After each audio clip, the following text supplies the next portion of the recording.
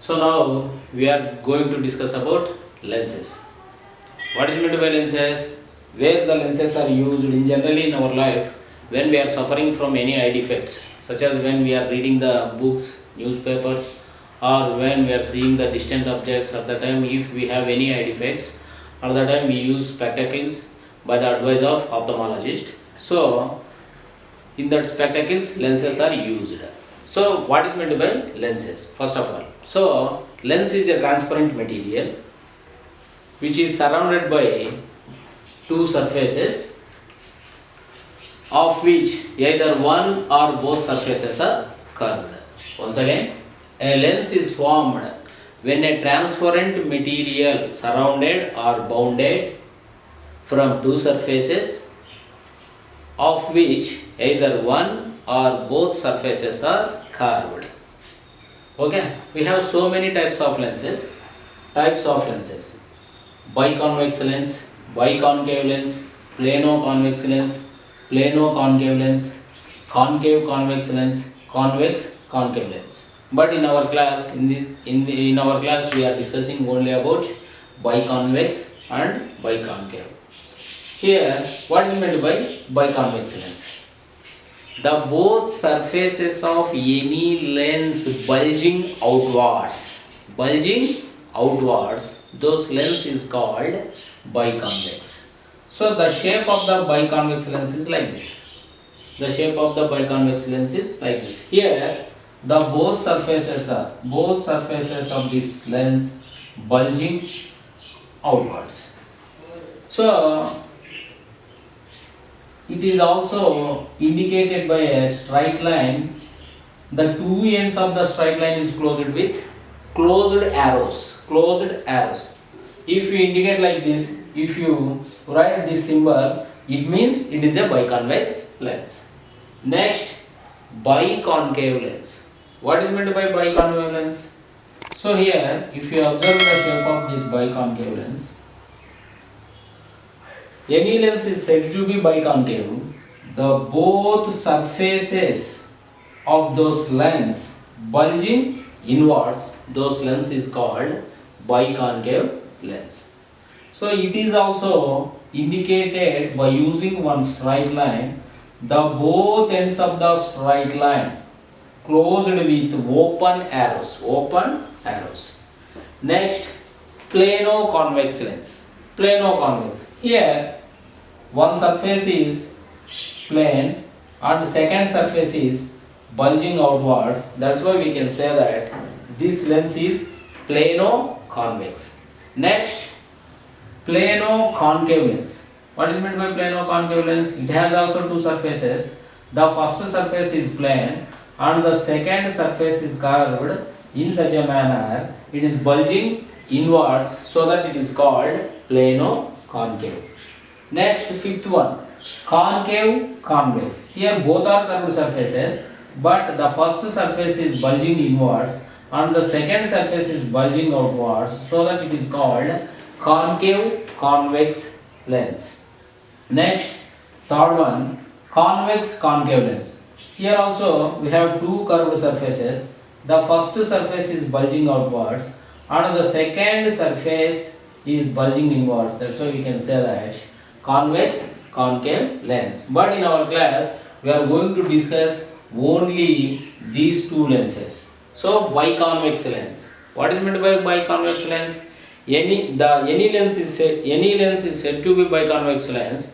The two surfaces of those lens is bulging outwards. Those lens is called biconvex lens. The shape of the biconvex lens is like this, and also it is indicated by using one straight line. The both ends of the straight line is ended with closed arrows. And second one is biconcave lens. What is meant by biconcave lens? Any lens is said to be biconcave. The both surfaces of those lens is bulging inwards. Those lens is called biconcave. The shape of the biconcave is like this, and also it is indicated by one straight line. The both ends of the straight line is ended with open arrows. So lens is a transparent material which is closed by or which is surrounded by or which is bounded by two surfaces, of which either one or both surfaces are curved, those material is called lens. Okay. Now we are going to discuss about parts of biconvex lens and biconcave lens. So first we are going to identify the parts of biconvex lens. Any lens is said to be biconvex, the both surfaces bulging outwards, those lens is called biconvex. So this is the first surface and it is the second surface. So imagine the full sphere of first surface. So it is like this, and also imagine the full sphere of second surface. So it is like this. The geometric center of this lens is called pole. It is denoted by the letter P. It is denoted by the letter P. So any curved surface which must be part of any sphere, so that the center of the curvature of those sphere becomes to the center of the curvature of those curved surface. Here the center of the curvature of this sphere is, it is. So here the first curved surface is the part of this sphere, so that this center of the curvature of this first sphere is also becomes to the center of the curvature of this first curved surface. It is denoted by the letter C1. It is denoted by the letter C1. So center of the curvature of the second sphere is approximately here. It is denoted by the letter C2. So this center of the curvature of this sphere is also becomes to the center of the curvature of this second curved surface. Okay. If you draw any line which is passing through the C2 pole and C1, those line is called principal axis. What it is called? Principal axis. Here C1 is center of curvature of first curved surface.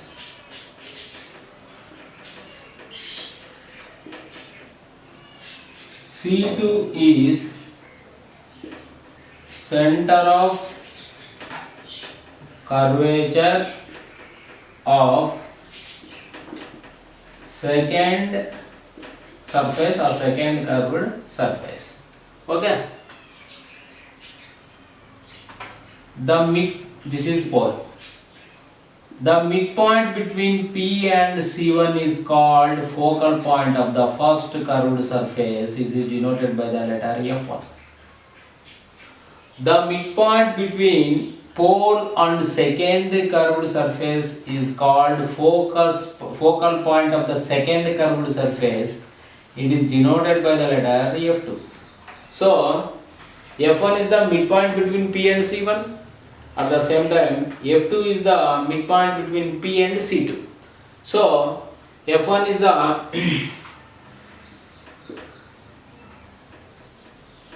focal point of first curved surface. F2 is the focal point of second curved surface. So these are the parts of the biconvex lens. So we have already known that the biconvex lens is denoted by a straight line. The both ends of the straight line is closed with closed arrows. Okay. If you draw like this is principal axis, this is pole, this is F1, this is C1, this is F2, this is C2. So here we have to remind one important thing, that is the focal point and center of the curvature of the first curved surface existing other side of the surface, as well as the focal point and center of the curvature of second curved surface existing other side. So you have to remind these two things very importantly. And also C2 is called because F2 is the midpoint between P and C2, so that PF2 is equals to F2C2. That's why C2 is also called 2F2.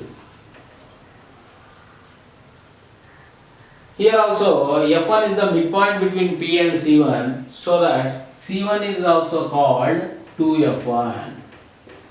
So center of the curvature of the first curved surface C1 is also called as 2F1. Center of the curvature of second curved surface is also called as 2F2. So these are the parts of the biconvex lens. Biconvex lens. Here in the biconvex lens, the focal point of the one curved surface, the focal point and center of the curvature of the first curved surface existing other side, as well as the focal point of the second curved surface and center of the curvature existing other side. You have to remember this thing very importantly. Now we are going to discuss about parts of the biconcave lens. So biconcave lens. What is meant by biconcave lens? Any lens is said to be biconcave. The both surfaces of those lens bulging inwards, those lens is called biconcave lens. So here the shape of the biconcave lens. The shape of the biconcave lens is like this. Both surfaces of this lens bulging inwards, so that it is called biconcave. Biconcave. So imagine the full sphere of first curved surface, then it is like this. Imagine the full sphere of second curved surface, it is like this. This is geometric center of this lens. It is denoted by the letter pole P. Here the center of the curvature of this sphere also becomes to the center of the curvature of this curved surface, so that the center of the curvature of first sphere is denoted by the letter C1. The center of the curvature of the second sphere is denoted by the letter C2.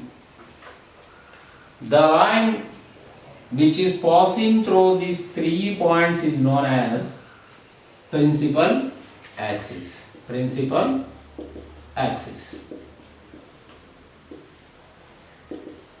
Okay. The midpoint between P and C1 is called focal point of the first curved surface, which is denoted by the letter F1. The midpoint between P and C2 is called focal point of the second curved surface. It is denoted by the letter F2. So we have already know that C1 is also called 2F1 because F1 is the midpoint between P and C1. C2 is called also 2F2. So P is equals to pole, C1 is equals to C1, that is equals to 2F1, that is equals to center of the curvature of first curved surface,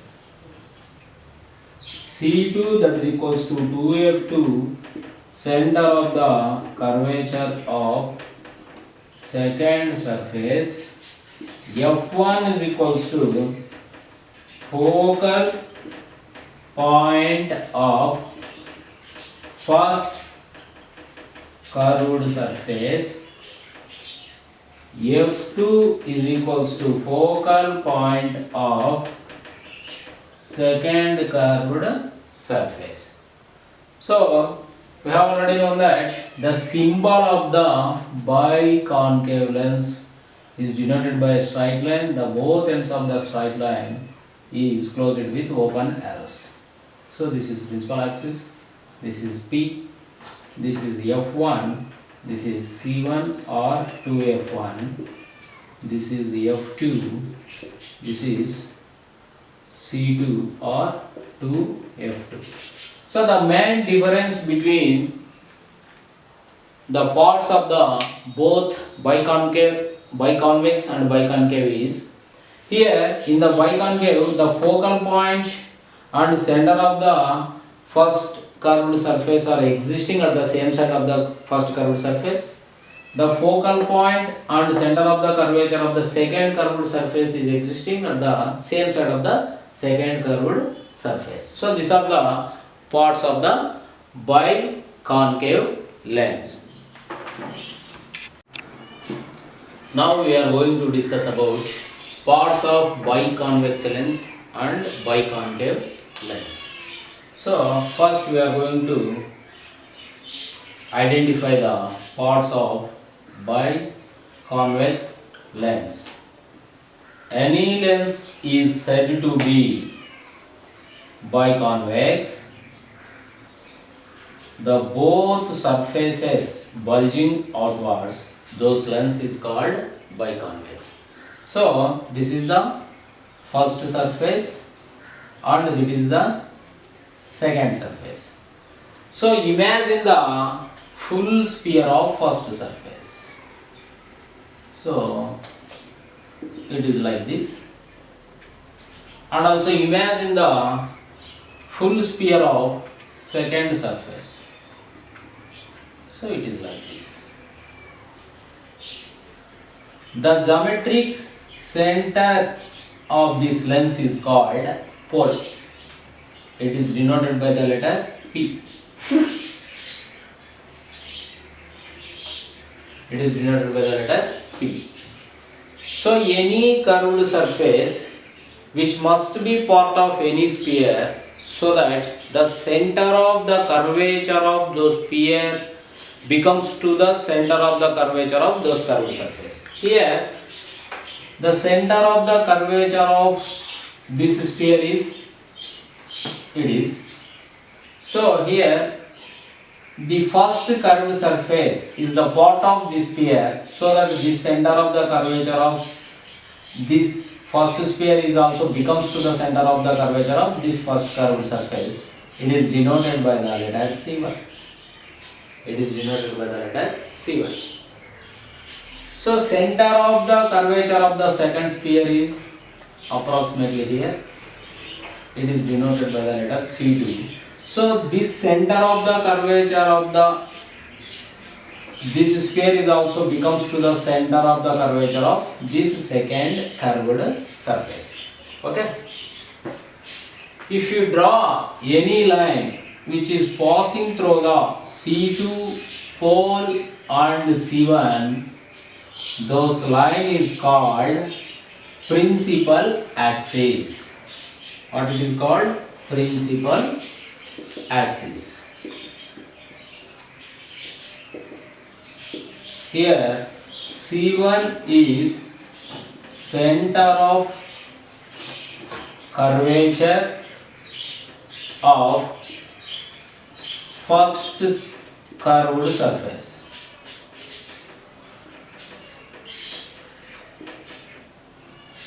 C2 is center of curvature of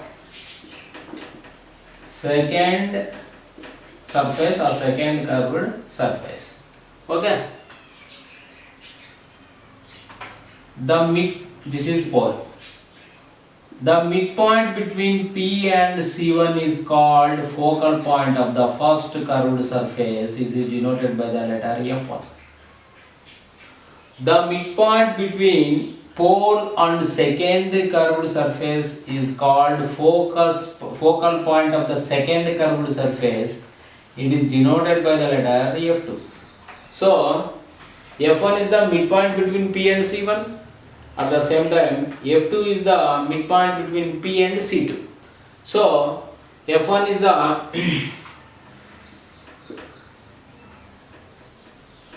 focal point of first curved surface. F2 is the focal point of second curved surface. So these are the parts of the biconvex lens. So we have already known that the biconvex lens is denoted by a straight line. The both ends of the straight line is closed with closed arrows. Okay. If you draw like this is principal axis, this is pole, this is F1, this is C1, this is F2, this is C2. So here we have to remind one important thing, that is the focal point and center of the curvature of the first curved surface existing other side of the surface, as well as the focal point and center of the curvature of second curved surface existing other side. So you have to remind these two things very importantly. And also C2 is called because F2 is the midpoint between P and C2, so that PF2 is equals to F2C2. That's why C2 is also called to F2. Here also F1 is the midpoint between P and C1, so that C1 is also called to F1. So center of the curvature of the first curved surface C1 is also called as 2F1. Center of the curvature of second curved surface is also called as 2F2. So these are the parts of the biconvex lens. Biconvex lens. Here in the biconvex lens, the focal point of the one curved surface, the focal point and center of the curvature of the first curved surface existing other side, as well as the focal point of the second curved surface and center of the curvature existing other side. You have to remember this thing very importantly. Now we are going to discuss about parts of the biconcave lens. So biconcave lens. What is meant by biconcave lens? Any lens is said to be biconcave. The both surfaces of those lens bulging inwards, those lens is called biconcave lens. So here the shape of the biconcave lens. The shape of the biconcave lens is like this. Both surfaces of this lens bulging inwards, so that it is called biconcave. Biconcave. So imagine the full sphere of first curved surface, then it is like this. Imagine the full sphere of second curved surface, it is like this. This is geometric center of this lens. It is denoted by the letter pole P. Here the center of the curvature of this sphere also becomes to the center of the curvature of this curved surface, so that the center of the curvature of first sphere is denoted by the letter C1. The center of the curvature of the second sphere is denoted by the letter C2. The line which is passing through these 3 points is known as principal axis. Principal axis. Okay. The midpoint between P and C1 is called focal point of the first curved surface, which is denoted by the letter F1. The midpoint between P and C2 is called focal point of the second curved surface. It is denoted by the letter F2.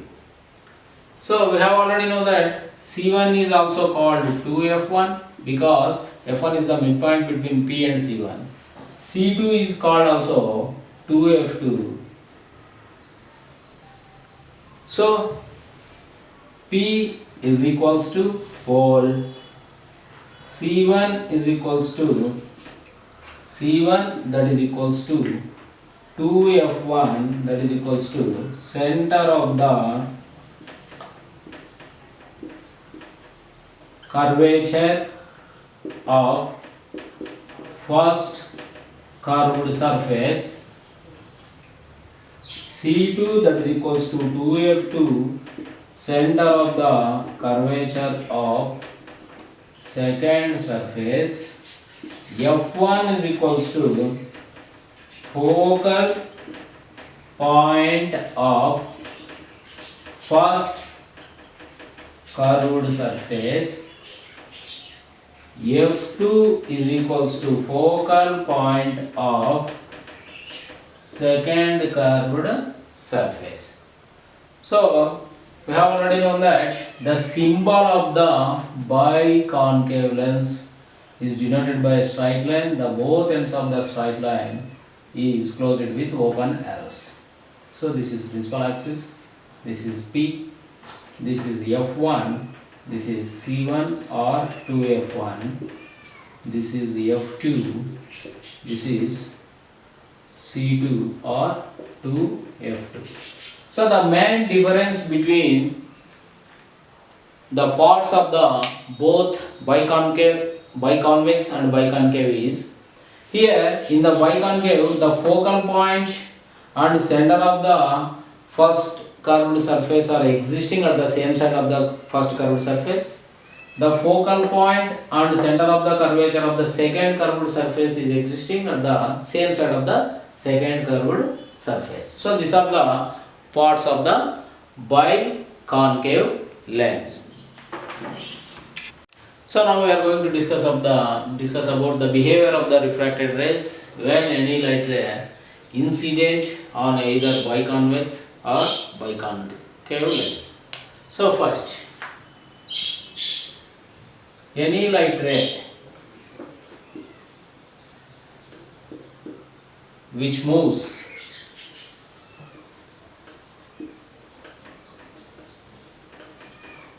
along the principal axis, what happens? What is the behavior of those refracted ray? So first, in the case of biconvex, so draw one symbol of the biconvex, pole F2, C2, F1, C1. So any light ray, any incident light ray which moves along the principal axis, the corresponding refracted ray doesn't deviate its direction, so it can also move along the principal axis, because we have already known that when any light ray which moves either rarer to denser or denser to rarer, those light ray incident on the interface of both media vertically or perpendicularly, the corresponding refracted ray doesn't deviate its direction. That is the fundamental, that is the principle. Here also, because the principal axis must be perpendicular to the pole, so that the light ray which moves along the principal axis, the corresponding refracted ray doesn't deviate its direction. So this case is also same for biconcave lens also.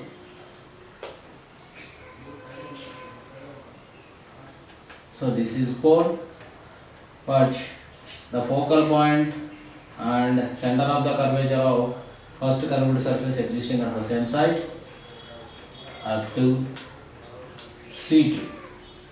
Any light ray which moves along the principal axis and incident on the surface of biconcave, so the corresponding refracted ray doesn't deviate its direction. Okay, next second case for both lenses. Any light ray which moves along the radius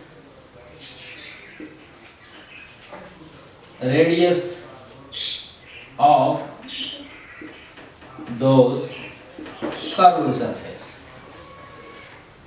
So draw one biconvex.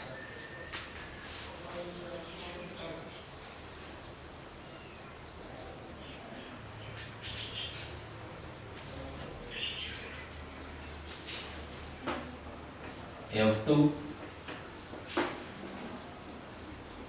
C2, F1, C1. So, any light ray which moves along the radius of those curved surface. For example, imagine the full sphere.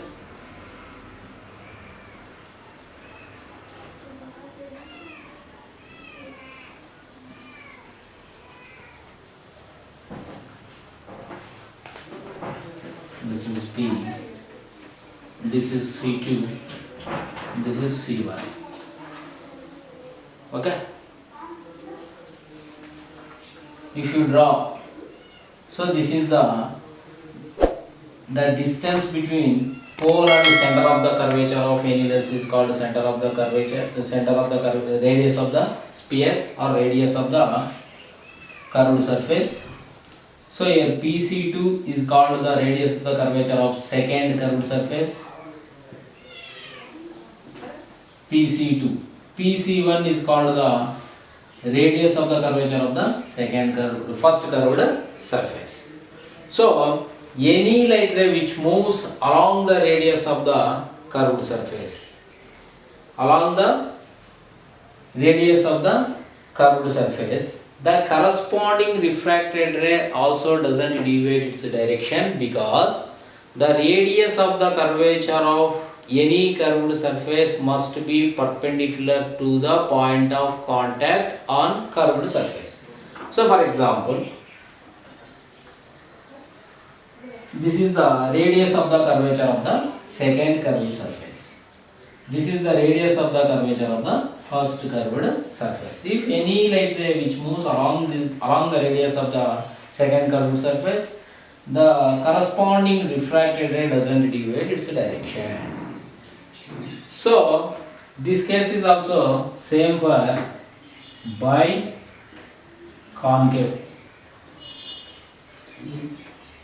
P, F1, C1, F2, C2. Any light ray which moves along the radius of the first curved surface, the corresponding refracted ray doesn't deviate its direction, because this radius must be perpendicular to the point of contact on the surface of curved surface. Okay. Next, third case. Any light ray which moves through the pole,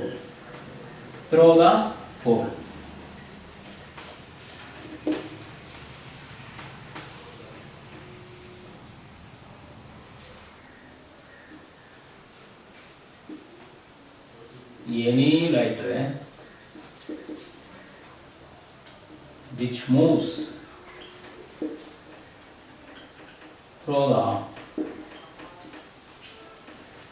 pole for both lenses, what happens? Say, in the case of biconvex, this is F2, this is C2, this is F1, this is C1.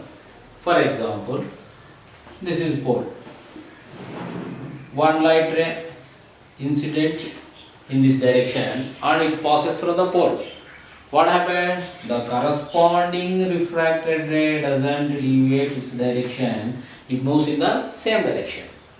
So, any light ray which passes through the pole of any curved lens, either biconvex or biconcave, the corresponding refracted ray doesn't deviate its direction. It is same for biconcave lens also. It is same for biconcave. F1, C1, F2, C2. Any light ray which passes through the pole, the corresponding refracted ray doesn't deviate its direction. For example, if you take another incident ray like this, the corresponding refracted ray doesn't deviate its direction.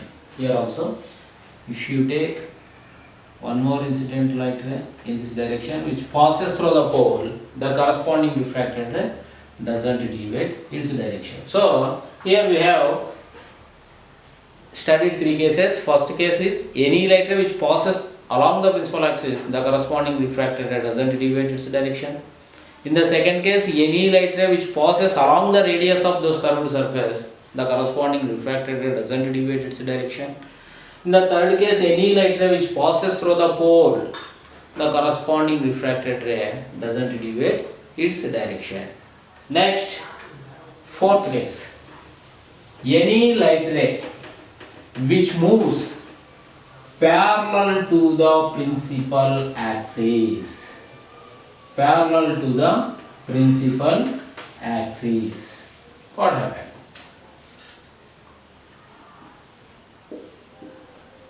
Any light ray which moves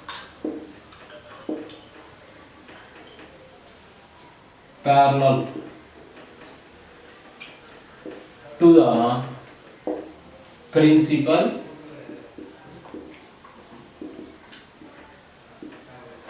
axis for both cases, for both lenses. First you take biconvex,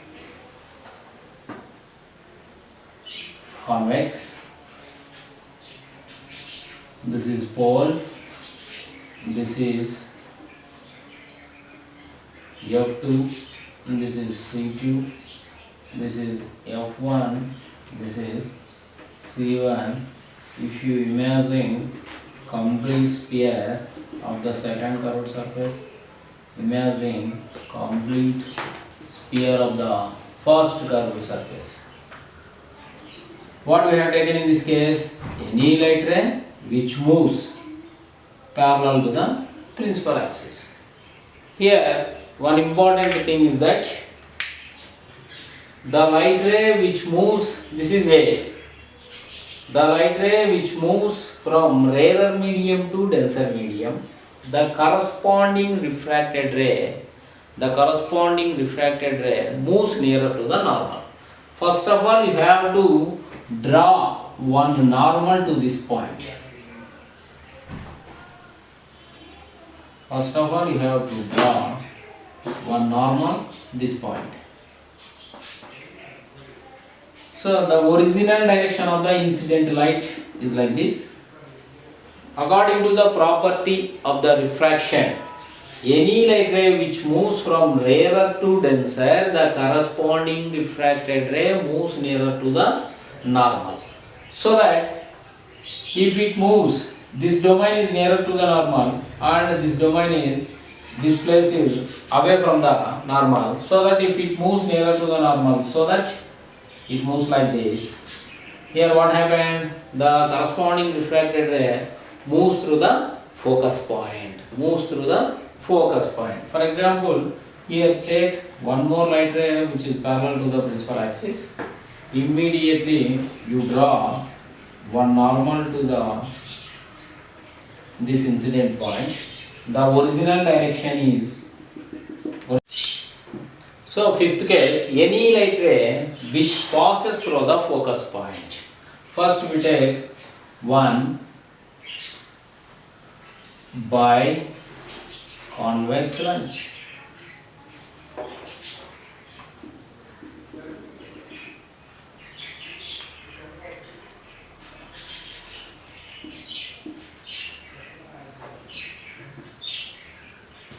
So this is pole, this is F2, this is C2, this is F1, this is C1. So here we are taking the case any light ray which passes through the principal axis. Which passes through the focus point. So this light ray passes from the focus point of second curved surface and incident on the first curved surface. Immediately you have to draw one normal to this point. The original direction is like this. The original direction of the incident light is like this.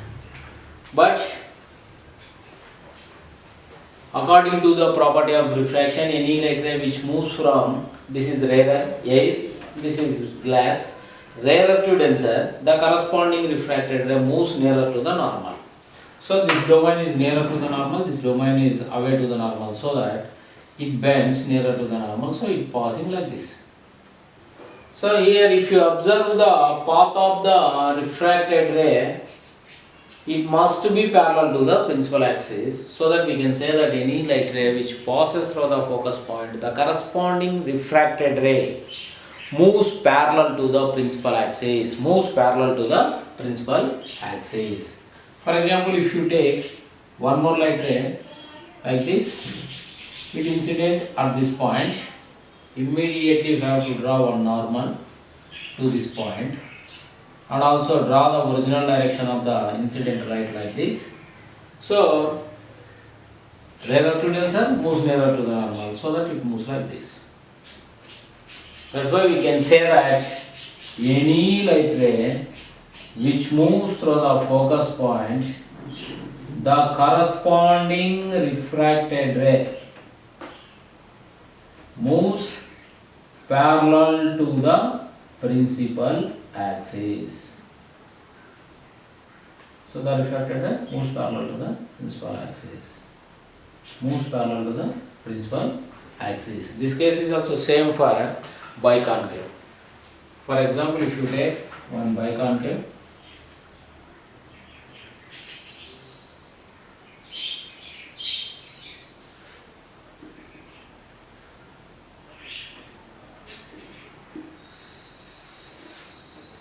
pole F1, C1, F2. So here one problem is there. A body is flying down vertically towards the surface of water in a pond with a constant speed. There is a fish inside the water. If that fish is exactly vertically below the bird, then bird will be appear to the fish to be A. Here we have four choices. One is farther away than its actual distance, closer than its actual distance, moving faster than its actual speed, and moving slower than its actual speed. So to solve this problem, we assume one situation. This is the interface of the both transparent media, water and earth. So here one fish is swimming inside of the water. One bird exactly opposite to fish in the vertical direction. If it moves vertically opposite to the fish with a constant speed, at that time it appears to the fish farther away than its actual distance or closer than its actual distance, moving faster than its actual speed, moving slower than its actual speed. So the refractive index of the air, here N1 is equals to 1, N2 is equals to N. Assume that the direction of the light is like this, incident direction. So the distance between bird and the interface of two media, assume that X. If the image of the bird formed at any place, the distance between image of the bird and the interface of two media, assume that y.